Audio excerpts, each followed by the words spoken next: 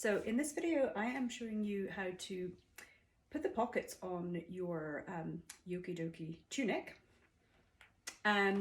So once you've blocked your pockets, what you're going to want to do is try the tunic on, also blocked, and then play around with the placement of the pocket. So figuring out kind of where you want to put your hand in, what's comfortable. And then you're just going to use little T-pins or something similar, safety pins, to pin it in place. So you'd be standing in front of a mirror, you know, checking all of this out, and then have it in the spot that you want before you start seaming it to the body. And I'll show you how to do that part too. Okay, so I've got my pocket pinned in place where I want it. And the first thing that I'm going to do is use a piece of contrast colour yarn to mark where I'm going to begin the top edge, because we are going to be seaming down partially along this straight edge, leaving an amount open so our hand can get in the pocket, and then seaming again below that opening. So I'm going to put my contrast yarn in here where I want the pocket to start, just so that I have that located in my knitting. And then what I want to do is, because I'm going to be doing a mattress stitch seam between the I-cord edge and a vertical line of my knitting, I'm actually going to thread this contrast yarn through first so that I make sure that I'm following the same line of knitting all the way down. So I'm going to do that first.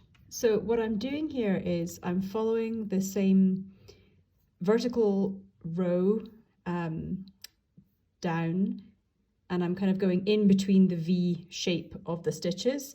This is also called a basting stitch, and it's just really a guide for when you come to do the mattress stitch part.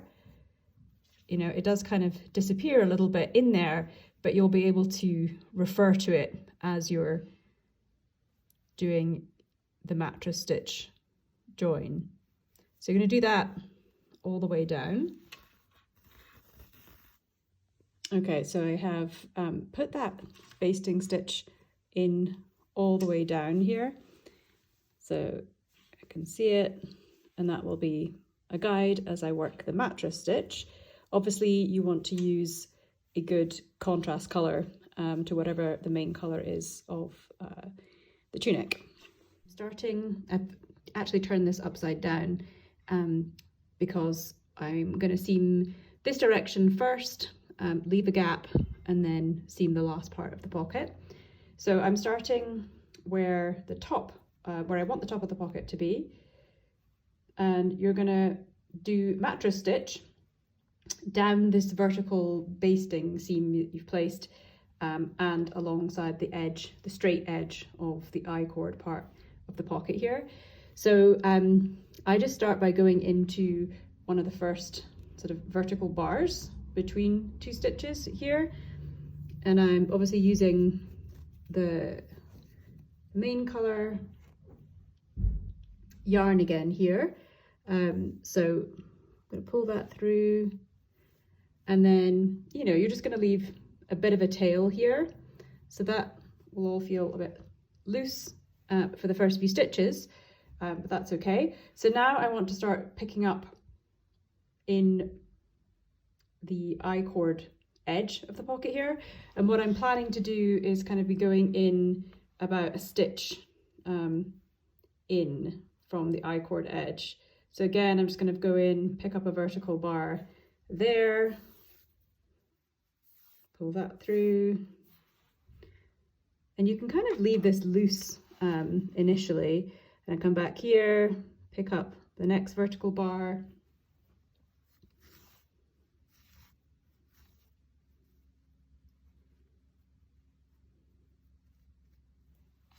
I'm gonna just leave that loose for just now so you can see, come back over here and find the next vertical bar on the pocket. And that's basically what you're doing, kind of going back and forth between the pocket and the body of the tunic.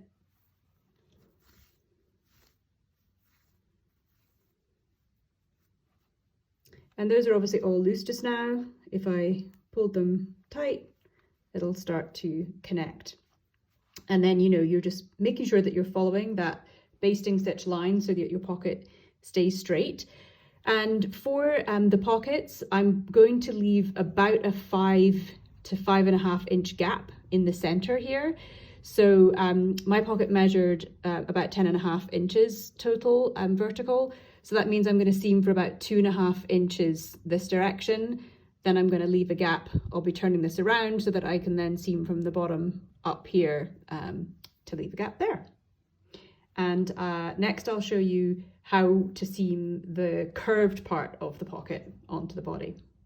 Okay, so I have finished seaming the vertical portions of the pocket here, or the straight edge portions. The top here for about 2.5 inches and the same at the bottom.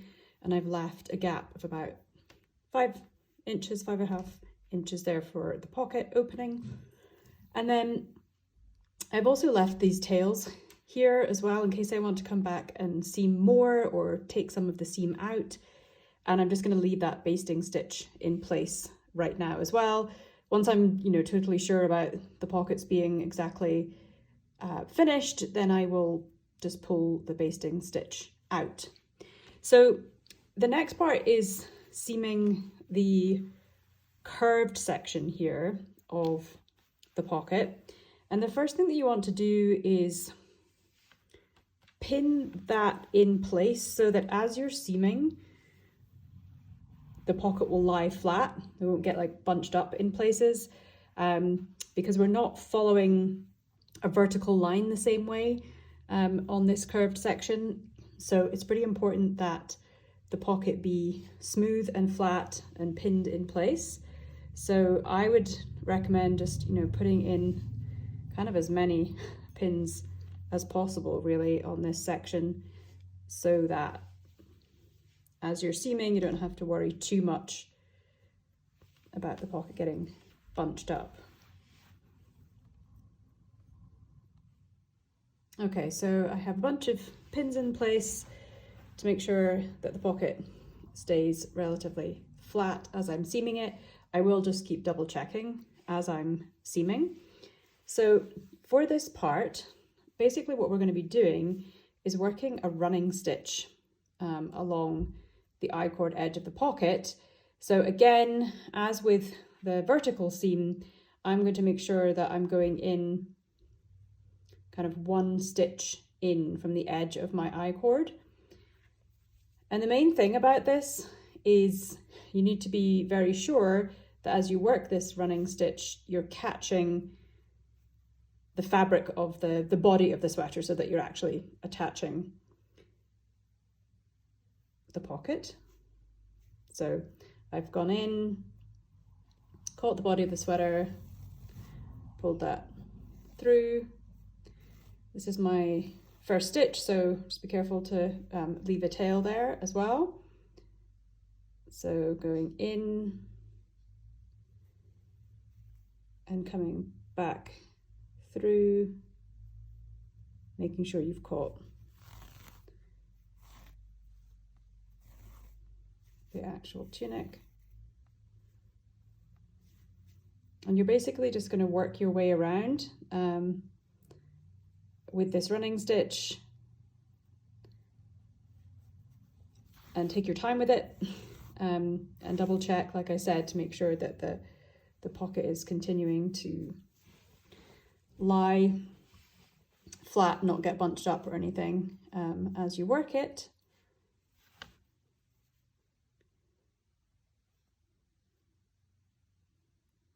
And I'm almost doing it over 2 stitches because it's kind of hard to dig in and grab the body of the fabric just by going 1 stitch at a time. So two stitches will be fine, and that will make a secure join. And you're not really even seeing that join. It's all happening inside, in between these 2 stitches of the I-cord, and just disappearing. So